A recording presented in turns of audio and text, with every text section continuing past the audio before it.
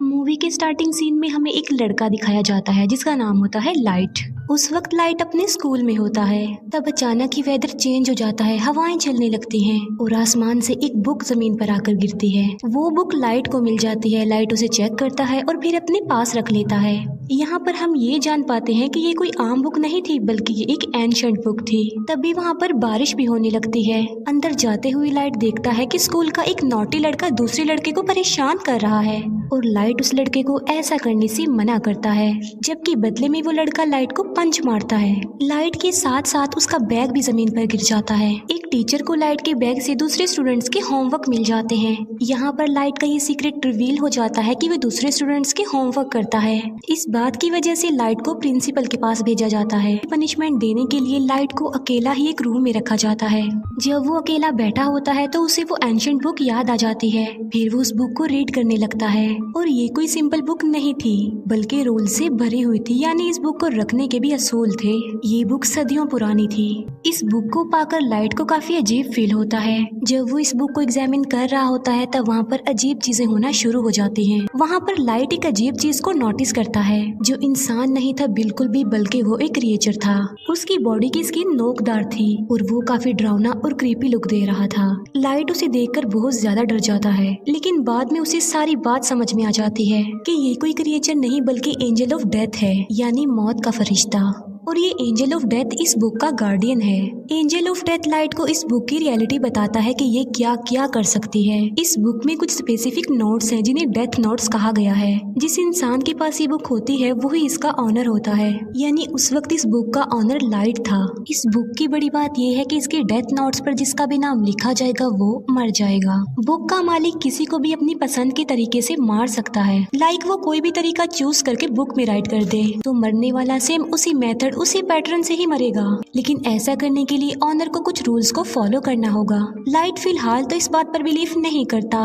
Book के साथ जो एंजल ऑफ डेथ होता है वो सिर्फ उसी इंसान को नजर आता है जो बुक का ऑनर होता है उस वक्त। अब एंजल ऑफ डेथ लाइट को बताता है कि 7 दिन में उसने इस बुक में एक नाम तो जरूर लिखना है, और अगर उसने ऐसा ना किया और किसी का भी नाम इस बुक में ना लिखा तो ये बुक किसी और के पास चली जाएगी। किसी का भी नाम बुक में लिखने की शर्त ये है कि ऑनर को उस पर्सन का ओरिजिनल नेम और फेस जरूर याद होने चाहिए, और मौत का कोई एक तरीका लिखा जाएगा जो एक्चुअल में होता है। एंजल ऑफ डेथ लाइट को कहता है कि तुम्हें जरूर इस बुक को आजमाना चाहिए। तभी लाइट विंडो से उस नॉटी लड़के को देखता है जो उस वक्त भी किसी को परेशान कर रहा होता है और उसने लाइट को भी मारा था। एंजल ऑफ डेथ की बात मानकर लाइट उस बुक में उसी लड़के का नाम राइट कर देता है और उस लड़के की मौत का वो ये तरीका लिखता है कि उसका सर क्रश होगा। फिर हम बाहर का नजारा देखते हैं जो कि अचानक से बदल जाता है। 2 गाड़ियां आपस में टकरा जाती हैं और एक गाड़ी में लोहे की लेडर्स पड़ी हुई थी, जिससे सच में उस लड़के का सर क्रश हो जाता है। लाइट समेत सब लोग ये देखकर काफी हैरान रह जाते हैं। ये सब कुछ देखकर अब लाइट को भी यकीन आ गया था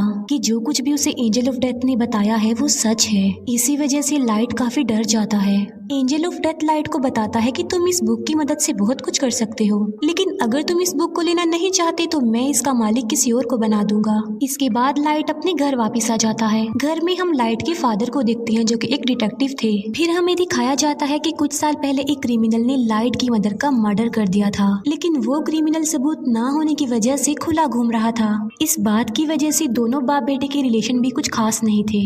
लाइट अपने फादर से नाराज होता है कि आप मेरी मदर की मौत का बदला नहीं ले रहे हैं। इस बात को लेकर लाइट हमेशा अपसेट ही रहता था। फिर लाइट को एक आइडिया आता है कि मैं उस क्रिमिनल का नाम भी उस डेथ नोट में लिख देता हूँ, और वो ऐसा ही करता है।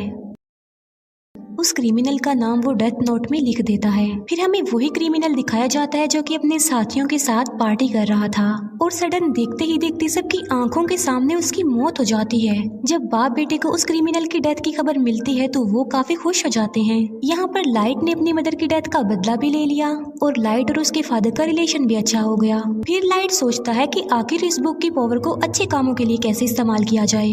लाइट स्कूल में बैठा हुआ ये बात सोच रहा था। तभी लाइट के पास एक लड़की आ जाती है जिसका नाम होता है मिया। मिया लाइट की बेस्ट फ्रेंड होती है। इसी वजह से लाइट उसे अपना ये सीक्रेट बता देता है कि मुझे एक मिस्टीरियस बुक मिली है जिस पर अगर किसी का नाम लिख दें तो वो मर जाता है। लेकिन मिया इस बात का बिलीव नहीं करती। इस बात को प्रूव करने के लिए लाइट मिया को लाइव न्यूज दिखाता है जहाँ एक किलर दिखाया जाता है। लाइट उस किलर के बारे में डेथ नोट में लिख देता है कि एक गाड़ी उसे हिट कर देगी जिसकी वजह से वो मर जाएगा। अब क्योंकि लाइट को उस क्रिमिनल का नाम और चेहरा मालूम थे तो बिल्कुल ऐसा ही होता है। ये देखकर मिया काफी शॉक्ड रह जाती है। वो प्लान बनाते हैं कि अब हम एक बड़ी ताकत के मालिक हैं और हम इस बुक की मदद से बुरे लोगों को इस दुनिया से मिटा देंगे। बुरे लोग यानी क्रिमिनल्स, किलर्स और इसी तरह के खतरनाक लोग। अब ऐसा करने के लिए उन्हें नाम और चेहरे इजीली इंटरनेट से मिल सकते थे, इसीलिए वो बुरे लोगों के नामों की एक लिस्ट बना लेते हैं और बुरे लोग आहिस्ता आहिस्ता मरने भी लगते हैं। यहाँ पर हम ये भी जान पाते हैं कि बुक का ऑनर मरने वाले पर अपना कंट्रोल भी कर सकता है। लाइट ने अपने लिए एक नाम चुना था और वो था कीरा, यानी जब भी कोई मरता था तो वहाँ पर लाइट कीरा लिख देता था ताकि बुरे लोगों में इस नाम की दहशत फैल जाए और वो गलत काम छोड़ दें कि अब सब क्रिमिनल्स और बुरे लोगों को मारने वाला कीरा आ गया है। और देखते ही देखते पूरी दुनिया में ये खबर वायरल हो जाती है कि कीरा नाम का कोई सीरियल किलर आ गया है जो सबको मारता जा रहा है। और कुछ लोग तो कीरा को सपोर्ट भी कर रहे थे कि ऐसे कम से कम दुनिया से बुरे लोग तो खत्म होंगे। अब क्योंकि था तो वो किलर ही, तो पुलिस उसे ढूंढना चाहती थी। अब क्योंकि कोई भी सबूत लाइट के खिलाफ नहीं था तो उस तक पहुंचना इम्पॉसिबल था। फिर एक इंटेलिजेंट डिटेक्टिव को इस केस के लिए हायर किया जाता है। इस डिटेक्टिव का नाम होता है एल, जो कि काफी स्मार्ट था, जो कि अपने फेस को हमेशा कवर रखता था और उसका ओरिजिनल नेम भी कोई भी नहीं जानता था। लाइट और मिया अपनी लाइफ में काफी खुश थे और 400 से ज्यादा लोगों को मार चुके थे। एल एक कॉन्फ्रेंस में अनाउंस करता है कि कीरा सबके सामने आ जाओ।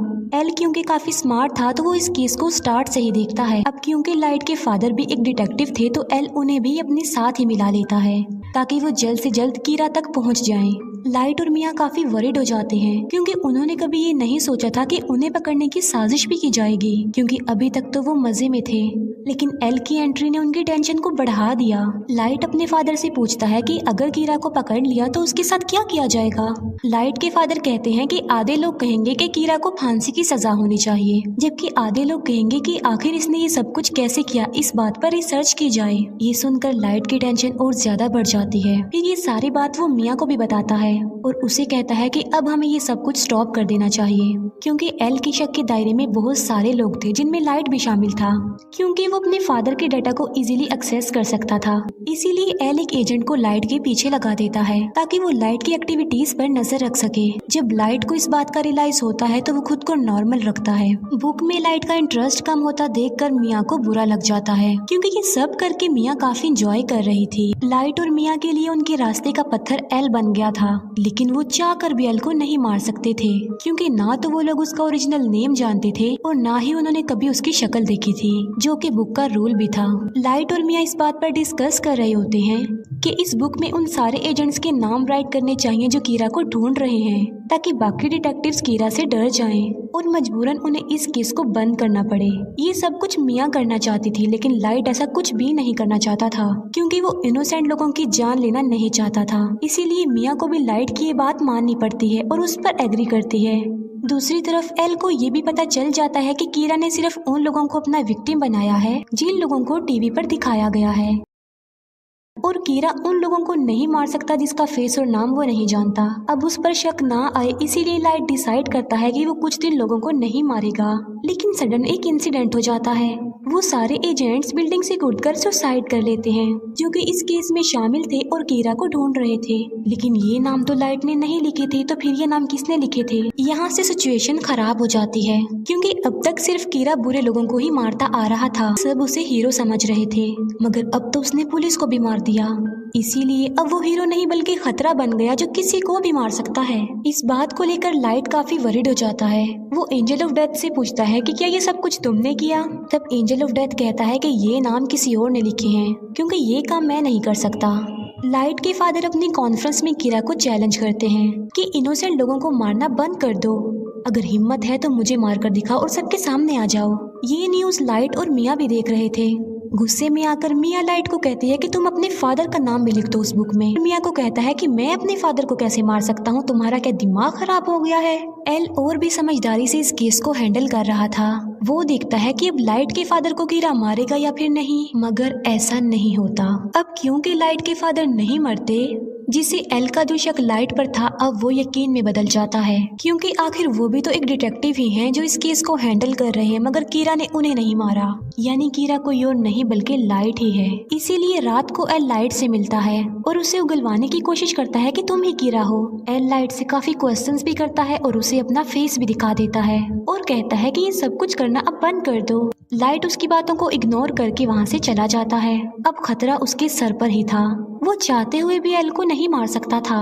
मिया एल को कहती है कि मैं तुमसे प्यार करती हूँ और इस मुसीबत से निकलने के लिए हमें कुछ करना चाहिए। एल को अपने रास्ते से हटाने के लिए लाइट काफी सोचता है। वो कहता है कि एल का चेहरा तो मैं देख ही चुका हूँ, मगर एल का ओरिजिनल नेम उसका फ्रेंड जरूर जानता होगा।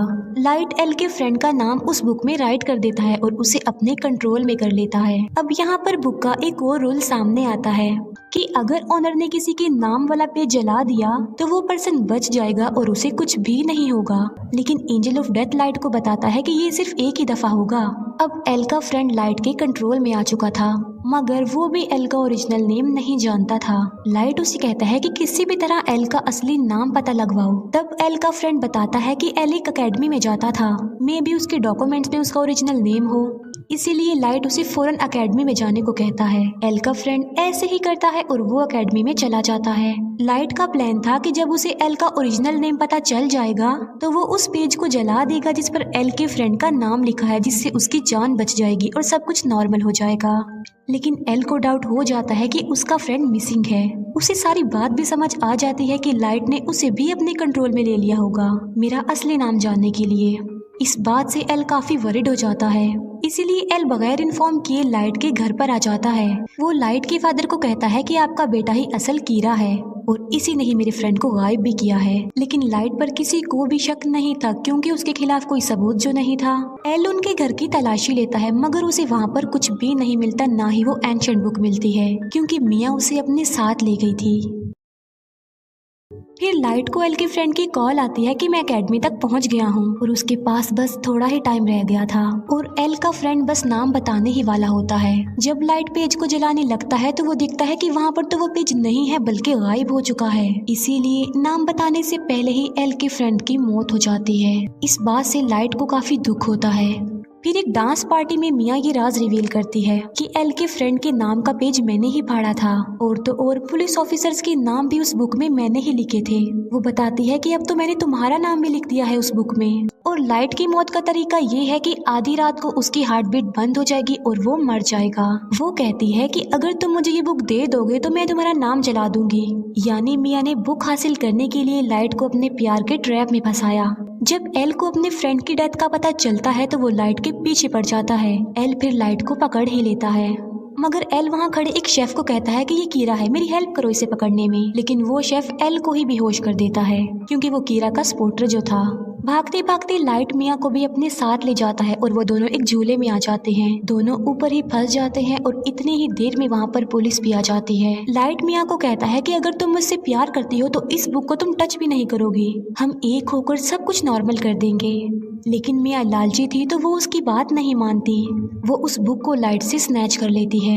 ये देखकर लाइट मिया को कहता है कि ये तुमने बहुत गलत किया है। ये सुनकर मिया समझ जाती है कि उस बुक में लाइट ने मेरा भी नाम लिख दिया होगा। अब दोनों के नाम ही बुक पर थे तो सडन दोनों नीचे गिर जाते हैं। मिया की तो मौके पर ही मौत हो जाती है, लेकिन लाइट पानी में जाकर गिरता है। फिर हम लाइट को एक हॉस्पिटल में देखते हैं जो कि कोमा में चला गया था।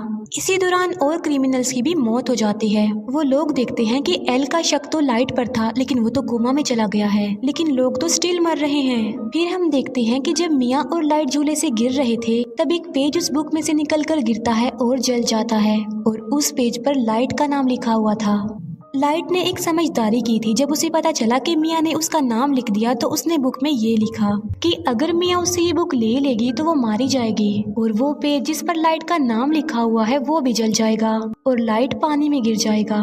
इसी के साथ ही उसने बहुत सारे बुरे लोगों के नाम भी बुक में लिख दिए थे।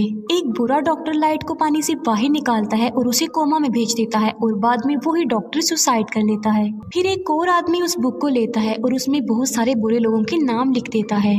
बाद में वो आदमी उस बुक को लाइट के पास ले आता है। लाइट भी अब कोमा से बाहर आ चुका था। इसके बाद एल को सस्पेंड कर दिया जाता है, लेकिन वो एक आखिरी बार मिया के घर की तलाशी लेता है और वहाँ उसे मरने वाले सारे सारे पुलिस ऑफिसर्स के नाम मिल जाते हैं, जिसकी वजह से सारा इल्जाम मिया पर आ जाता है। अब वो बुक लाइट के पास आ जाती है और वो भी बिल्कुल ठीक हो चुका था, लेकिन उसे नसीहत हो गई थी कि अब की बाद वो किसी पर भी ट्रस्ट नहीं करेगा। और इसी के साथ ही ये मूवी यहीं पर एंड हो जाती है। Thank you for watching.